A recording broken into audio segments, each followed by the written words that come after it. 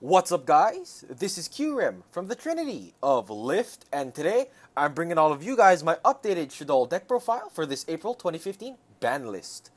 So, there really wasn't a lot of ban list changes, I guess you could say, that I had to make to this deck, outside of taking out the one snack steal, which is kind of sad, but oh well. So, although there wasn't a lot of ban list specific changes, I still did make a little bit of a change to this deck, and I wanted to re-cater this deck a little bit better to the meta since Necros is the thing to beat now. So I guess you could say that I tried to make a sort of anti-Necros build, but really, in all honesty, I wouldn't say that it's something dedicated to beating Necros, as you still might lose to the deck, but I tried my best to make the matchup a little bit better for this deck. And I'm still pretty happy with how the deck is working out currently. So I just wanted to bring my new Shaddoll deck to all of you guys. So let's get right into it. Alright, so starting us off, we have the triple Shaddoll Beast. We still, in my opinion, I still want to run the 3 Shaddoll Beast because he is the one that will get us our advantage majority of the time.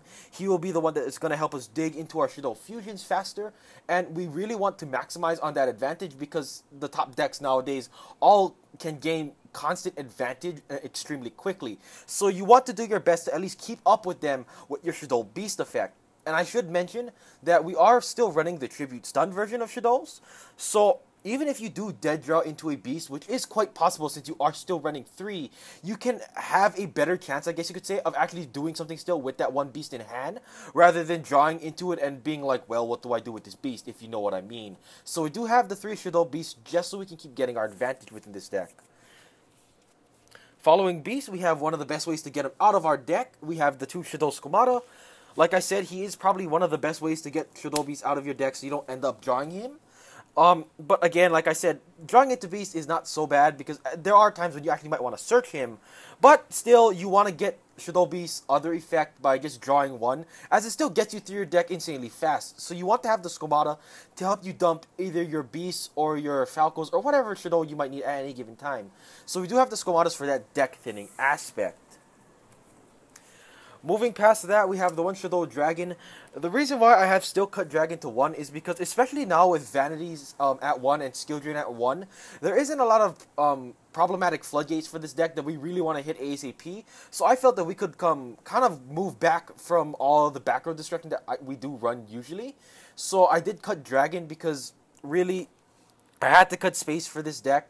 So I did cut a Dragon because, in my opinion, I didn't want to have 2 because, like I said, there isn't a lot of floodgates that we have to really worry about anymore because of that new ban list. So I did cut Dragon to 1. Following that, we have 2 Shaddoll Hedgehog because Hedgehog is the one that will search us out our fusions whenever we flip summon it. So we do want to have those 2 Hedgehog just so we can get our fusions as quickly as possible. Another thing I will mention is that Hedgehog's sending to grave effect, where we will search a Shaddoll from our deck to our hand, is actually fairly relevant within this list because there are times when we actually want to maybe try a normal, or I shouldn't say normal summon, we should try and set a beast from our hand. So we want to try and search out a beast as soon as we can so we can get its very powerful flip effect. So we do also have Hedgehog to sometimes search out our Shaddoll beast or whatever other Shaddoll we might need at any given time. So we do have the 2 Hedgehog. Finally, for the last 2 Shaddolls we do run is the obligatory, really, 2 Shaddoll Falco. Really, you need to run Falco, in my opinion, in some way, shape, or form, because Falco's effects are really, really good. As, again, if you guys don't understand the trend, we do really want to resolve our beast as soon as possible. Because the amount of searching that things like Necros can do, and the amount of floating that BA can do and whatnot, we really will find ourselves starting to slowly lose card economy if we don't start resolving our beast as fast as we can. So we also have the Falco here to help us try and get our beast back from graveyard to flip summon and whatnot. So we do have the 2 Falco. Moving on to the supporting cast of monsters for our Shaddoll deck. We start off with the 3 Mathematician, obviously because we want to send our Shaddoll monsters to the grave so we can get their effects. So we have the 3 Mathematician to help us assist with that. I should also say that along with the Shaddolls, we do have one other very significant target within this deck that we do also want to send with Mathematician as soon as we can. So we do have 3 just so we can see that Mathematician as soon as possible. It also doesn't hurt that whenever he's destroyed by battle, we get 1 extra dig into our deck. So again, it just helps us get through our deck to get to our power plays. Alright, so next up we have the 3 White Dragon Wyverburster and the 1 Black Dragon Collapse Serpent. We still theoretically, I guess you could say, run the Chaos build of this Shaddoll deck, but really it's more focused on the Tribute Stun aspect. So we do have the Baby Dragons in here for that free Tribute fodder whenever we draw into them.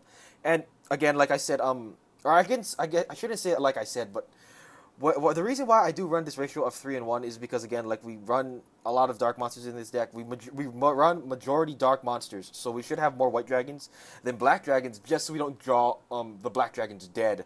So we have this ratio of 3 and 1 just so we have the least amount of probability that we'll dead draw into either of the dragons. But we still have both of them, so they can still float semi into each other. So we do have this lineup of baby dragons.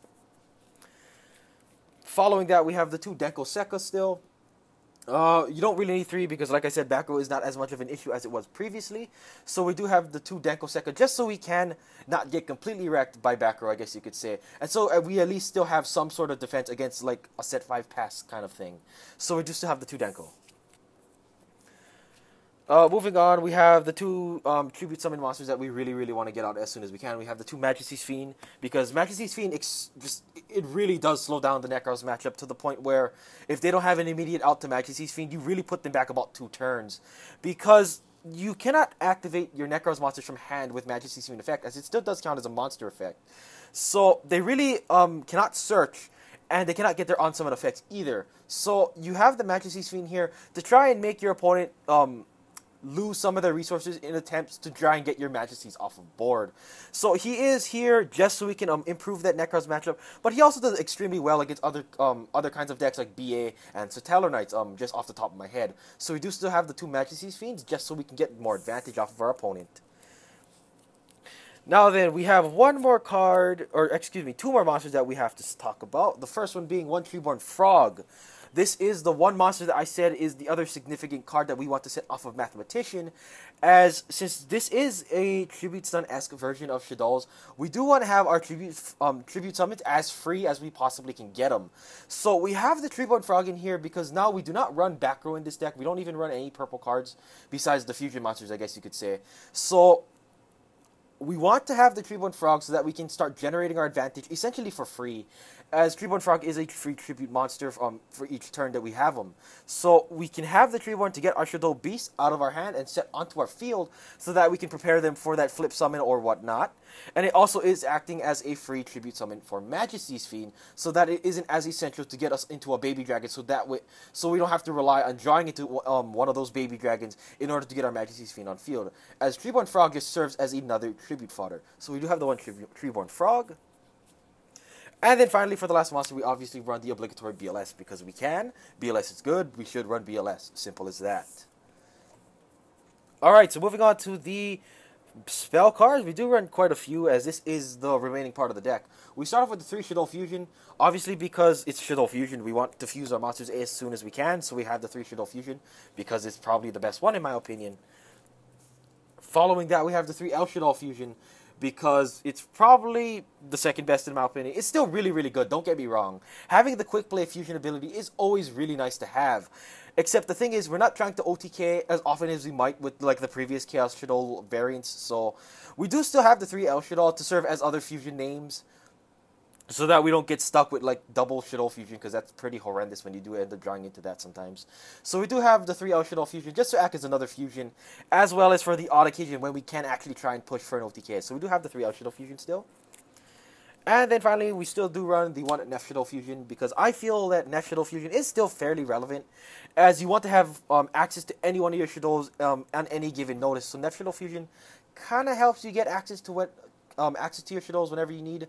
I will say though that this isn't at its full potential yet, because we do not still have El Shaddoll Anomalilith, as believe me, I'm so ready for that water fusion. I really want it to come out as soon as it possibly can, but as of right now, it's still not here, so oh well. But Nef Shaddoll Fusion still is a fairly good card, and it acts as our 3rd fusion name, so we do have the 1 Nef.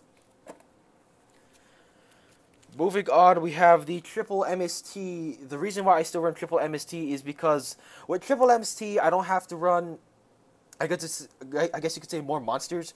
As if I were to edit this amount of MSTs, I probably would cut it to 2 and put a 3rd Denko in. But really, I really did not want to put more Denkos in, and I didn't want to put more Shaddoll Dragons in either. So I decided to just have the 6 total back row removals, or back row counters, I guess you could say, in the 1 Dragon, 2 Denko, and the 3 MST. You don't draw into too much back row removal, as there are times when it'll be completely irrelevant Like if you're playing Necros, you do not want to draw into Denko Sekka. So again, I just wanted to edit my numbers a little bit so it would be a little bit more optimal for majority of the matchups this format. So I do have the 3 MST. Following that, we have the 2 Monarch Stormforth. This is just here to use our opponent's monsters as free tribute fodder.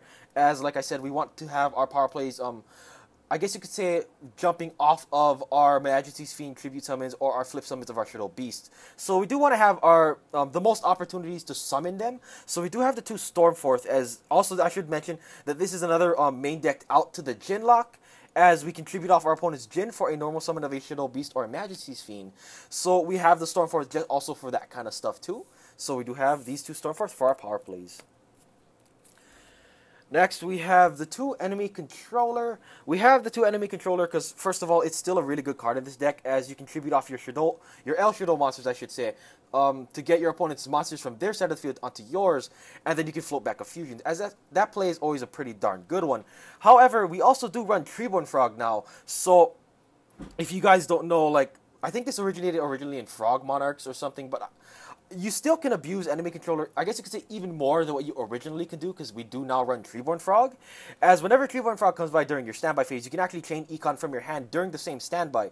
Tribute the Treeborn, take your opponent's monster, and then resummon the Treeborn because it's still in standby phase. So you essentially get your Enemy Controller for free, so that's also pretty cool. Another thing that is also, I guess you could say fairly helpful with, is that if your opponent has a Jin lock, usually it'll be on a Necros of Clasolis, so Enemy Controller can help you turn that Clasolis to attack mode so that your main deck monsters can just run it over. So I guess you could say Enemy Controller is another Jin out that we do run.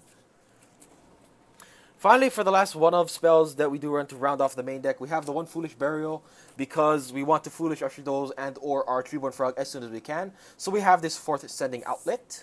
We have the 1 Raigeki, because Raigeki is still pretty darn strong, especially in this deck, because again, even though it isn't your priority, you still can OTK every so often. So having the Raigeki to clear our opponent's board is always nice to have.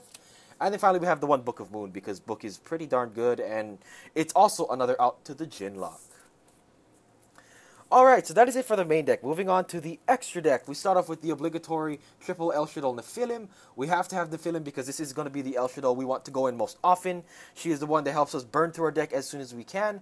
So we can draw into our Majesty's Fiends or our BLS or any other of our big power cards as soon as we can by foolishing a Shaddoll herself whenever she is special summoned.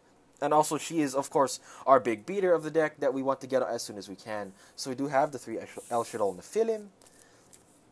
We follow that up with the 2 El Shaddoll Winda, because Winda is still a pretty darn good equivalent to Vanities. It might not be as good as Vanities in the sense that your opponent still does get 1 special summon, but in all honesty, it really helps your opponent, it really prevents your opponent, I should say, from really comboing off of you.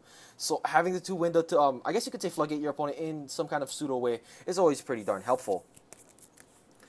Moving past that, we have the 2 El Shaddoll Shekinaga, again, because I never like running 1, because every time I have run 1 Shekinaga before, I always ended up missing the second one, so we just do run 2 El Shaddoll Shekinaga, because I did find the room. She's still a very good card, especially against Necros, because then they cannot really Trishula you without having some kind of response to your Shekinaga effect, as you can negate their Trishulas and whatnot. So we do have the 2 El Shaddoll Shekinagas. Finally, for the last purple extra deck card we do run the 1 El Shaddoll Grista. Even though we won't be making this guy all that often, we do still have access to him through Shaddoll Fusion, and in the rare time that we can make him, it's always nice to just be able to have the option. So we do have the 1 El Shaddoll Grista.